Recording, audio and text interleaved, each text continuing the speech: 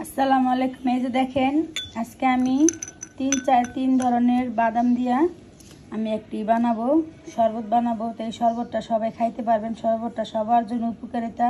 যাদের লিভার একটু সমস্যা তাদের জন্য বেশি উপকারিতা, বাচ্চাদেরকেও দিবেন। এখন আমি এটাকে নিছি, এটা নিয়ে এটা ভিজায় রাখুন 3-4 ঘন্টা। ভিজানোর পরে তো এটা দিয়ে আমি একটা শরবত তৈরি করব। কিভাবে বানাই দেখতে থাকেন। এখানে আমি নিছি সূর্যমুখীর বীজ, কুমড়ার বীজ, এটা নেবেন। সেই সাথে একটা কলা নেবেন।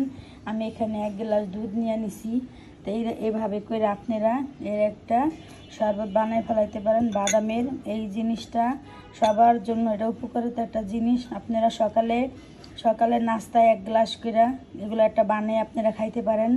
আর সন্ধ্যাবেলা ভিজাইয়া আপনারা রাত্রে শোয়ার টাইমে 1 গ্লাস করে খাইতে পারেন। এটা খাইলে শরীরের জন্য খুবই উপকারিতা। এটা আমার জন্য আমি বানাবো, তো আমি আপনাদের সাথে শেয়ার করতেছি। তার জন্য দেখেন আমি এটা কিভাবে বানাই খাই। কেন আমারও লিভারের সমস্যা ধরা পড়ছে। তাই আল্লাহ সবার সুস্থ রাখুক, সবাই ভালো থাকুক, দোয়া করি আল্লাহ যেন সবার ভালো রাখে। তাই যে দেখেন আমি এগুলো পদ্ধতি সব নিয়ে নিছি। তো কীভাবে বানাবো দেখতে থাকেন। যেটা আমি একটু ধুয়ে নিব, ধুয়ে নিলে একটু ভালো হবে। ধুয়ে আমি একটু ভিজা রাখবো। তো এইভাবে সবগুলো একসাথে করে আমি একটু পানি দিয়ে ধুয়ে নিব। আপনারা এমনি করে একটু পানি দিয়ে ধুয়ে নেবেন। ধুয়ে নিলে কি ভিতরে যে একটু ময়লাটা থাকে, ধুলাবালিটা থাকে, সেই ধুলাবালিটা চলে যায়। তা আমি ধুয়ে ভিজায় রাখবো। তো দেখছেন কীভাবে নিলাম, আপনারা এইভাবে নেবেন।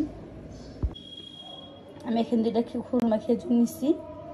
খুরমা খেজুর বিচিটা ফালাই দিব।